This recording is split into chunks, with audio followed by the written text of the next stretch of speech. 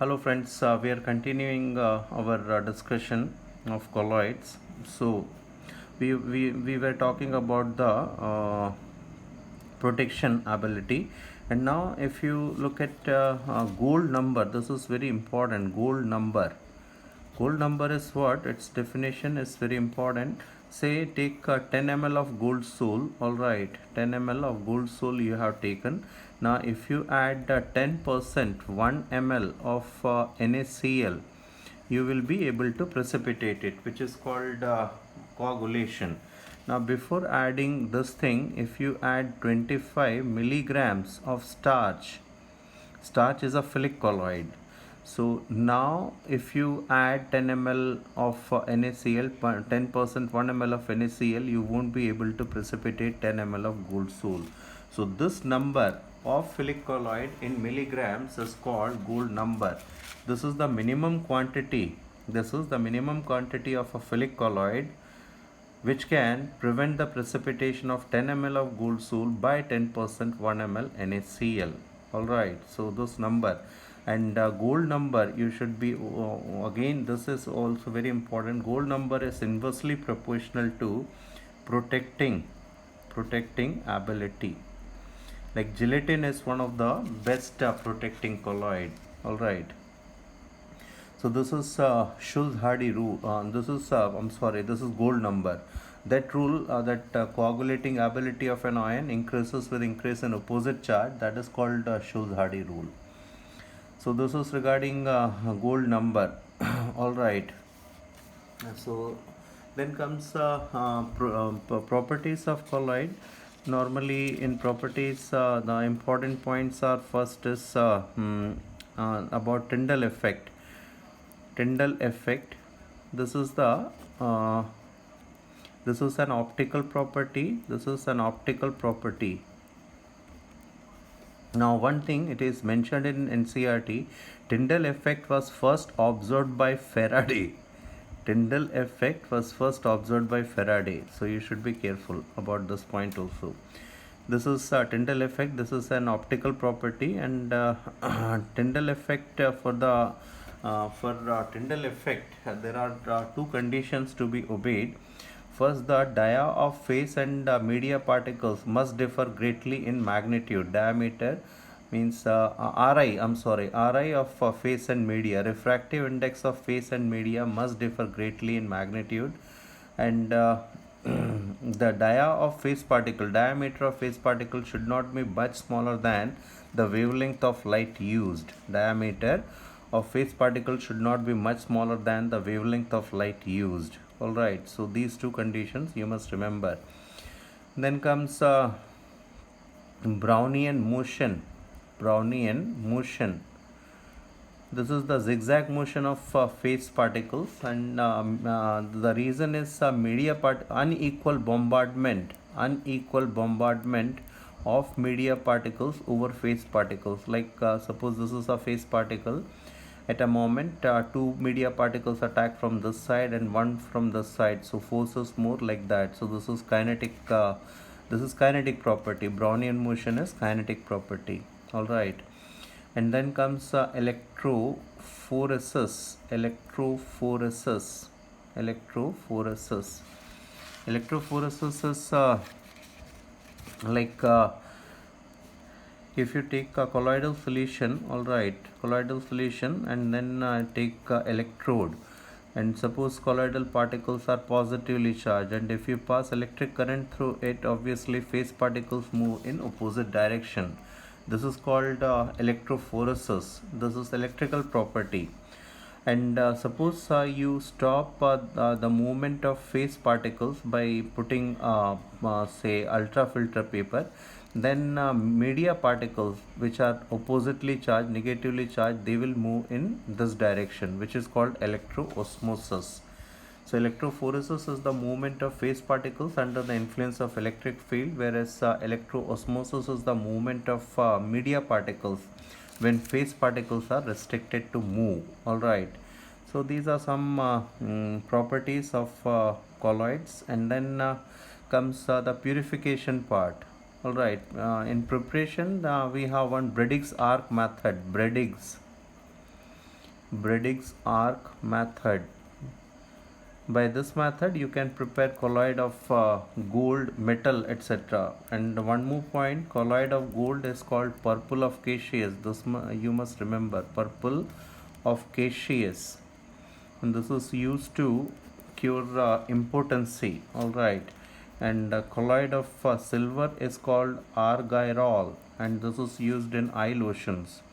All right. And colloidal solution of graphite is called aqua dog or oil dog. This is used in the used as lubricant in heavy machinery. These things you must remember. Then comes purification part. You just remember the terms dialysis. By dialysis you can purify, or electrodialysis, and ultrafiltration. All right. Ultrafiltration. Ultrafilter paper, to prepare ultrafilter paper, this normal filter paper is dipped in collodion, that is 1% nitrocellulose. All right. So you can prepare ultrafilter paper, and then it is dipped in formaldehyde to harden it. All right. So these are some points related to colloidal solutions. And now we have say adsorption. Adsorption is of two types. One is called physical adsorption and chemical adsorption. In physical adsorption, important points are like physical adsorption is also called Freundlich adsorption, whereas this is called Langmuir. This is Langmuir adsorption. Physical adsorption is multi-layered. It is multi-layered. All right. And the force of attraction is weak, van der Waals attraction. Whereas in chemical adsorption, it is unilayered.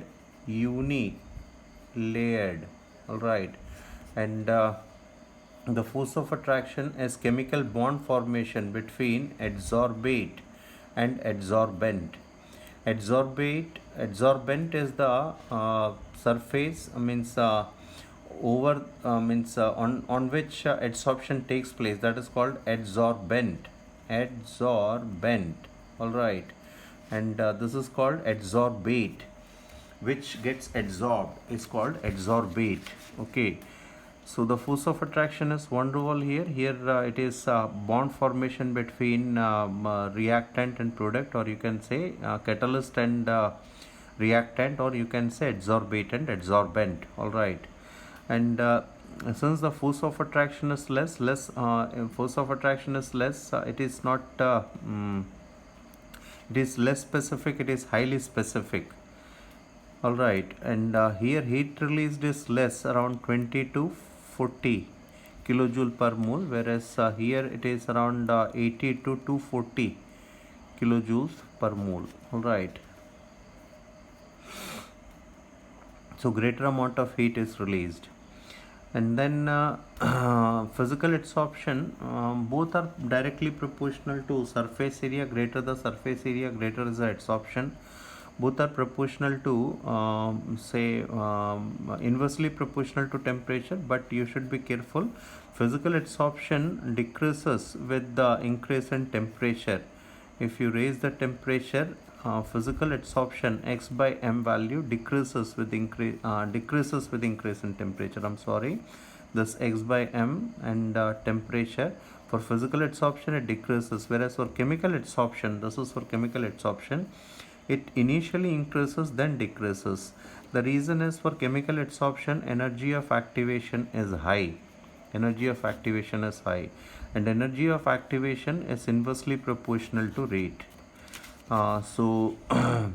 Since energy of activation high, initially the rate of reaction is less. So if you raise the temperature, what will happen with the increase in temperature?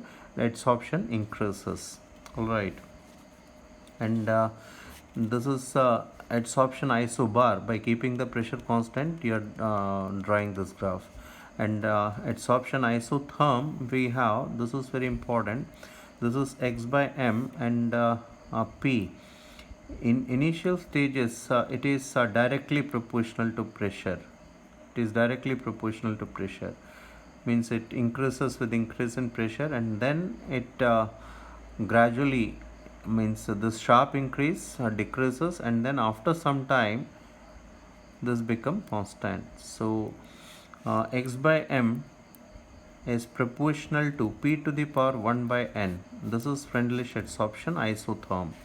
At this point, at this point x by m is directly proportional to pressure, whereas in this area x by m is proportional to p to the power 1 by n, and after this pressure, saturation pressure it is called, then it become constant, it becomes independent, means x by m become independent of pressure p to the power 0. So this graph is important, and if you look at this relation, and if you take a log value, log of x by m, that is equal to k, that is proportionality. If you remove this proportionality, you have to put proportionality constant, that is k. So log of k plus 1 by n log of p. All right, and if you draw a graph between log of x by m and log of p, you will get a positive slope. You will get a positive slope. All right, like this, and this is the intercept, that is log of k, and the slope is 1 by n. All right, so these things you must remember. This is related to adsorption. Chemical adsorption you don't have to study. Physical adsorption is important. All right, so you will find questions on the basis of this adsorption, and then comes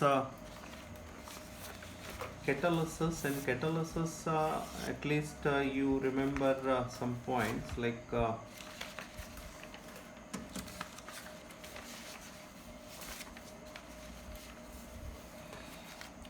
in catalysis, you must remember some important catalysts, like whatever you have studied in P block. You have studied like air oxidation of ammonia, and the catalyst used is platinum. We get NO, nitric oxide. This is called Ostwald method, nitric acid preparation, or twice of SO2 plus O2 gives twice of SO3. NO, nitric oxide, is used in lead chamber process, but this you don't have to remember. The best one is twice of SO2 plus O2 gives twice of SO3. Platinum asbestos, and this is contact process. This is in our syllabus, contact process.